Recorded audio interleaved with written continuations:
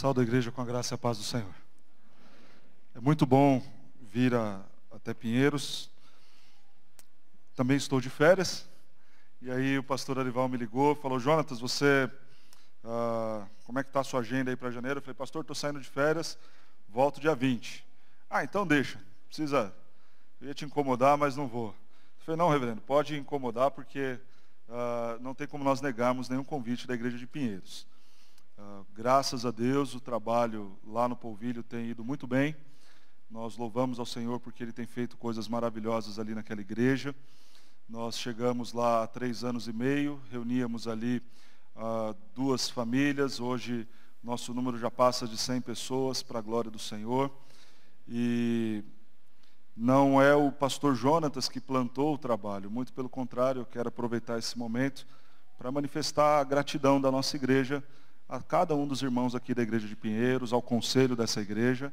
São raras as oportunidades que nós temos para vir aqui, principalmente no púlpito, mas nós somos muito gratos aos irmãos. Vocês plantaram o trabalho juntamente conosco. Quando os irmãos contribuem, quando os irmãos entendem a visão do conselho de investir a maior parte dos recursos da igreja em missões, é uma forma como cada um dos membros planta novas igrejas. E ali no Polvilho nós somos muito gratos à igreja de Pinheiros, a este conselho, à junta missionária de Pinheiros. Sem os irmãos nós não teríamos a menor condição de realizar o trabalho ali. E não falando apenas como pastor da igreja do Polvilho, mas também como o Jonatas. Eu sou muito grato a essa igreja. Essa igreja me abraçou desde o primeiro ano do seminário, cuidou muito bem de mim, da minha esposa. E nós somos imensamente gratos a cada um dos irmãos. Vamos abrir nossas Bíblias no Evangelho de Lucas, capítulo 12. Leitura dos versos 1 a 12. Evangelho de Lucas, capítulo 12, do 1 ao 12.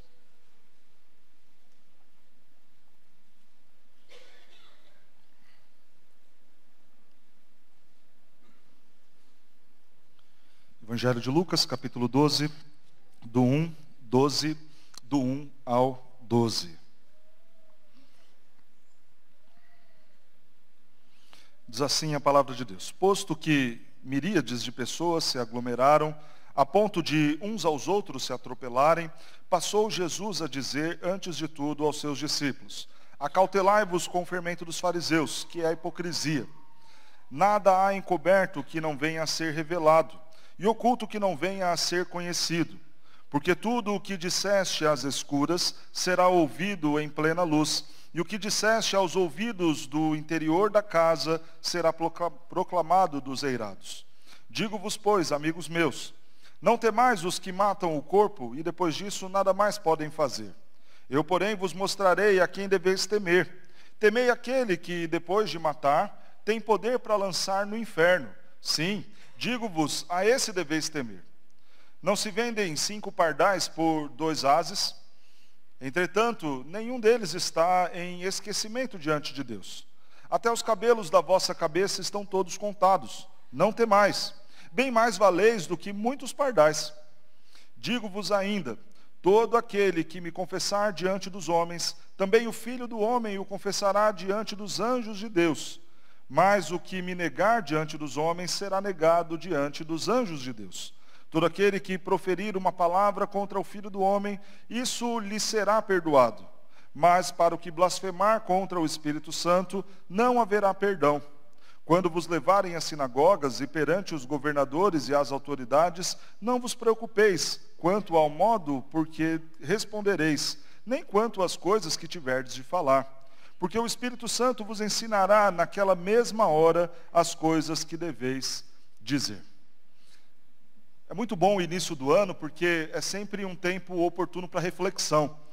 Quando a gente inicia uma nova jornada, nós começamos a fazer algumas promessas e falamos: olha, este ano eu vou emagrecer, este ano eu vou ser um melhor marido, uma melhor esposa, eu vou me empenhar bastante para ir em todas as escolas dominicais. E nós começamos então a refletir a nossa vida. E este é um texto em que Jesus deixa algumas admoestações para um grande grupo de pessoas que começam a seguir. O texto nos diz que era uma grande multidão o seguindo, alguns comentários chegam a fazer um paralelo entre este momento com o momento lá também de João capítulo 6, onde aquela multidão está ali atrás de Jesus por conta dos milagres, e Jesus aproveita este momento em que muitos o seguem para dar a eles algumas dicas, para chamar a atenção daqueles homens e mulheres para algumas verdades que seriam fundamentais na vida deles, que iriam muito além dos milagres ou muito além das maravilhas que Jesus poderia oferecer para as pessoas naquela ocasião.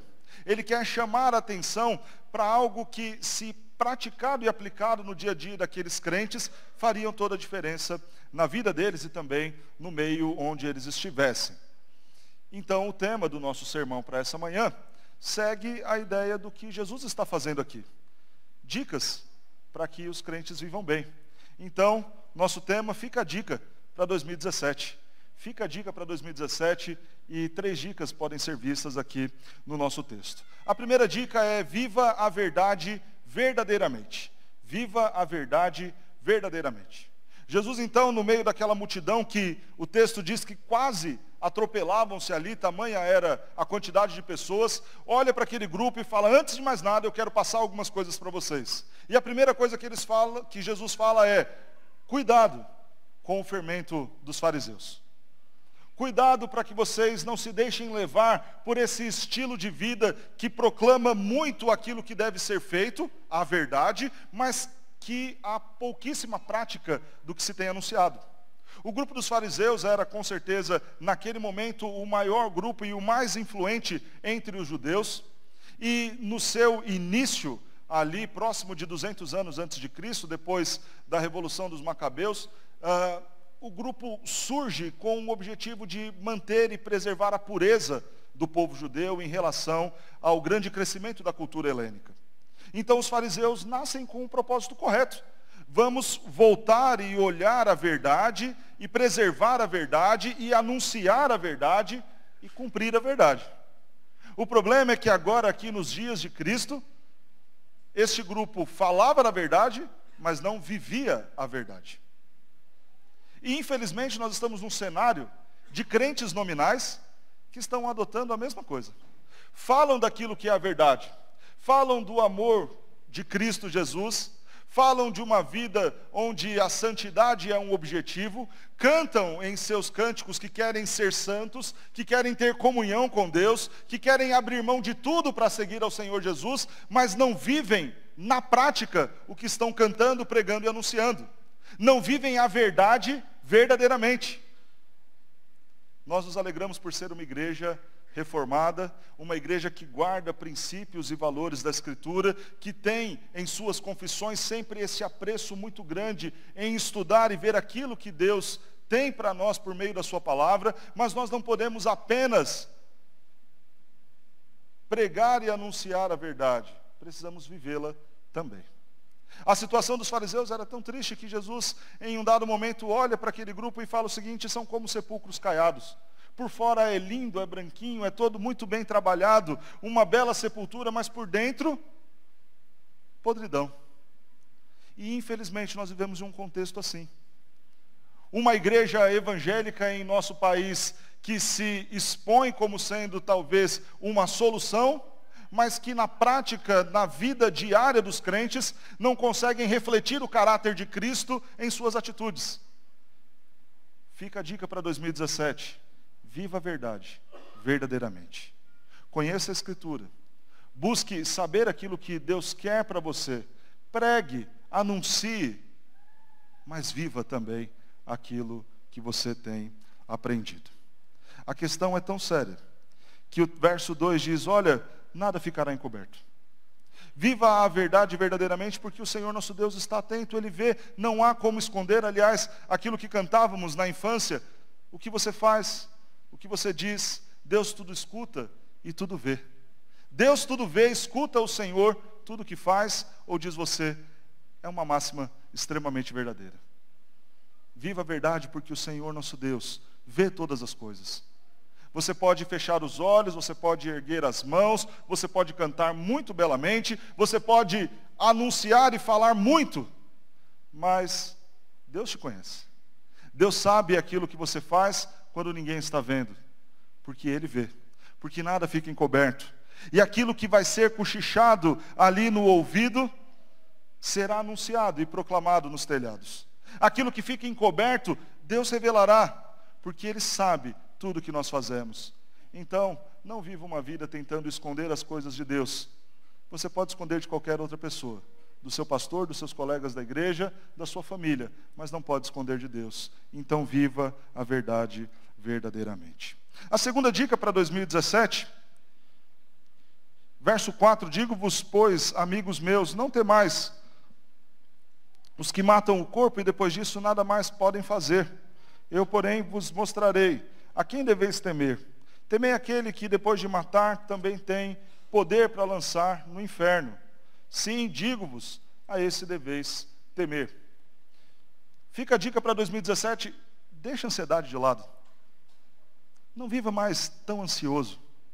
E o primeiro ponto no que diz respeito a esta grande preocupação está na questão circunstancial. Aponta um aspecto da segurança. Olha, não tenham tanto temor por essa condição e por esse contexto de guerra, esse contexto de conflitos do qual vocês estão vivendo.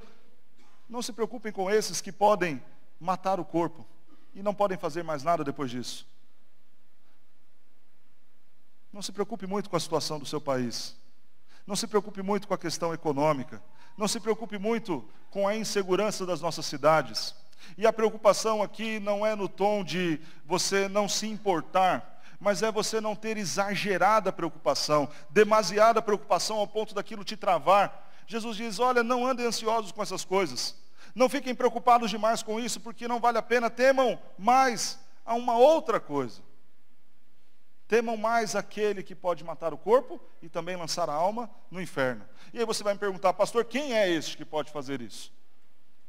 A resposta mais indicada é o próprio Senhor Jesus Cristo. E Apocalipse 1, verso 18, vai nos dizer isso. Jesus, ao se revelar para João, diz que ele, o próprio Senhor Jesus Cristo, tem em suas mãos a chave da morte e do inferno. Atribuir este ato de poder lançar almas ao inferno a Satanás, por exemplo, seria dar a ele um poder que ele não tem. O Senhor nosso Deus governa em todos os lugares, ainda que seja no inferno, exercendo ali o seu juízo e a sua justiça. Devemos temer ao nosso Deus. Muito mais do que temer as circunstâncias, muito mais do que parar a nossa vida e viver as nossas preocupações com medo daquilo que nos cerca, nós precisamos temer ao nosso Deus. E buscar o nosso Deus com temor. Mas não apenas as questões circunstanciais, no que diz respeito à segurança ou à condição de vida que nos cerca, o texto aponta também para nós deixarmos a ansiedade de lado no que diz respeito ao nosso sustento. Verso 6 diz, não se vendem 5 pardais por 2 moedinhas, 2 ases. Entretanto, nenhum deles está em esquecimento diante de Deus. Até os cabelos da vossa cabeça estão todos contados. Não temais, bem mais valei do que muitos pardais.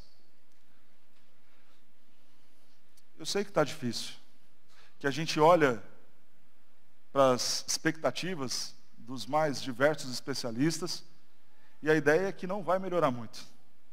O nosso presidente diz que a partir de julho é que talvez algumas coisas vão começar a melhorar. E eu não sei como é que está o caso aqui em Pinheiros, mas na nossa igreja nós passamos um ano complicado. Mais de 10 irmãos nossos foram demitidos, estão desempregados. E se tem uma palavra que eu falei com eles muito, foi tanto este texto como o texto também de Mateus 6. Não andeis ansiosos com coisa alguma. Este Deus que sustenta as pequenas criaturas, vai te sustentar. Vai continuar te sustentando. E eu quero dizer uma palavra para você que é importantíssima. Se você está desempregado, você não perdeu o seu sustento.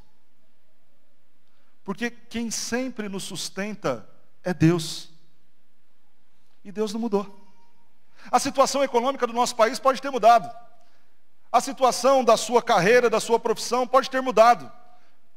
Mas não é a sua profissão que te sustenta, não é a sua empresa que te sustenta, não é a economia do seu país que te sustenta. Quem te sustenta é Deus e Deus não mudou. Deus continua sendo o mesmo, Deus continua sendo bom, Deus continua sendo gracioso, misericordioso, bondoso, extremamente cuidadoso com os seus. E nós valemos muito mais do que qualquer outro ser da criação. E este Deus que cuida dos outros seres, cuidará de nós. Então, fica a dica para 2017, se livra da ansiedade. Saiba que Deus está cuidando de você. E que até os fios do seu cabelo, que estão aí na sua cabeça, já são contados por Deus. É uma prova, é uma maneira de Deus falar: olha, eu estou zelando, eu estou cuidando, eu estou preservando a vida de vocês. Terceira e última dica para 2017. Viva como testemunha de Cristo. Seja testemunha do Senhor Jesus Cristo. Primeira dica: viva a verdade verdadeiramente. Segunda dica: livre-se da ansiedade. Terceira dica: viva como testemunha. Porque agora você pode pensar o seguinte: ok, pastor, eu tenho que ter uma vida de santidade, viva a verdade verdadeiramente. Eu não tenho que ficar tão preocupado assim com as coisas circunstanciais, porque o meu Deus, Ele não muda de acordo com as circunstâncias, Ele é Deus. Mas o que eu tenho que fazer então? Faça aquilo para o qual Deus te chamou para fazer. Alguns textos chamam muito a minha atenção. Atos 1:8 é um deles. Nós recebemos o poder ao descer sobre nós o Espírito Santo para quê? Para sermos testemunhas. Tanto em Jerusalém, Judéia, Samaria e até os confins da terra. E aí você vê um outro texto, 1 Pedro 2:9. Nós somos raça eleita, nação santa, povo de propriedade exclusiva do Senhor nosso Deus, a fim de proclamarmos as virtudes daquele que nos chamou. Olha que coisa maravilhosa. Deus separa um povo, escolhe um povo, declara ser Ele o Deus e Senhor daquele povo, daquela nação, capacita este povo com o Espírito Santo. Tudo isso para quê? Para viver regaladamente os seus dias na terra, comer o melhor, ter muita prosperidade, desfrutar dos seus bens, trabalhar bastante, desfrutar das suas riquezas. É para isso? Não. Para que o Senhor nosso Deus nos separou, nos arrancou do império das trevas, nos deu a ação do Santo Espírito em nossas vidas? Para que Ele fez tudo isso? A fim de proclamarmos as virtudes daquele que nos chamou. Então, quando Jesus chama a atenção desses seus discípulos e fala o seguinte: olha, vivam em santidade, livrem-se da ansiedade. E, na prática, de forma ativa, sejam testemunhas. Ele está dando para nós, ou relembrando a nós, o propósito de estarmos aqui. Se preocupe mais este ano em pregar o Evangelho de Cristo, em ser testemunha. E seja uma testemunha confiante, porque o texto vai nos dizer: digo-vos ainda, todo aquele que me confessar diante dos homens, também o Filho do Homem o confessará diante dos anjos de Deus. Mas aquele que me negar diante dos homens será negado também diante dos anjos de Deus. Todo aquele que proferir uma palavra contra o Filho do Homem, isso lhe será perdoado. Mas para o que blasfemar contra o Espírito Santo não haverá perdão. O que mais me motiva a ser testemunha de Cristo Jesus é a certeza do sucesso desta obra. Porque todo aquele que confessar Jesus vai ser salvo. Imagina se Jesus nos mandasse pregar o Evangelho e falasse o seguinte: olha, prega, mas eu não vou dar para você lá muita garantia não. Vai depender muito do camarada, dependendo de quem você pregar, se aquela pessoa quiser, O bom é que não depende de nós. O bom é que a salvação não depende daquele que está ouvindo. No sentido prático, efetivo, é Deus quem transforma. É Deus quem vai lá e remove o coração de pedra e põe ali um coração de carne, que agora regenerado terá a condição de se inclinar ao Pai e confessar Jesus diante dos homens, para que este Cristo, o mediador da salvação, também o professe diante de Deus. Que coisa boa. Jesus te desafia a ser testemunha, a pregar, e fala o seguinte para você: olha, vai e prega. E se alguém não crer, não se preocupe, porque a responsabilidade não é sua. A responsabilidade não é nossa de converter ou não as pessoas, de fazê-los crer ou não. A nossa responsabilidade é anunciar, proclamar as virtudes do nosso Senhor Jesus Cristo. E quem professar Jesus será salvo. Ele garante isso. A blasfêmia contra o Espírito Santo dita aqui, nós cremos na nossa tradição reformada que trata-se da incredulidade. E a incredulidade também não é responsabilidade nossa. O Senhor endurece o coração de quem Ele quer e quebranta o coração também de quem lhe apraz. Logo, a nossa função é a mais simples de todas nesse plano inteiro da salvação. Testemunhar. Testemunha então com essa confiança de que o Senhor Jesus Cristo fará a obra, de que o Senhor nosso Deus vai converter pessoas, e se isso não acontecer, essa blasfêmia contra o Espírito Santo, esta incredulidade, não é a responsabilidade nossa enquanto pregadores e proclamadores do Evangelho, mas do próprio Deus que vai converter os corações de quem Ele quiser. Prega o Evangelho também com confiança e seja testemunha com confiança de que o Senhor vai nos auxiliar nesta função. Veja o verso 11 e 12. Quando vos levarem às sinagogas e perante os governadores e as autoridades, não vos preocupeis quanto ao modo, porque respondereis, nem quanto às coisas que tiverdes de falar, porque o Espírito Santo vos ensinará naquela mesma hora as coisas que deveis dizer.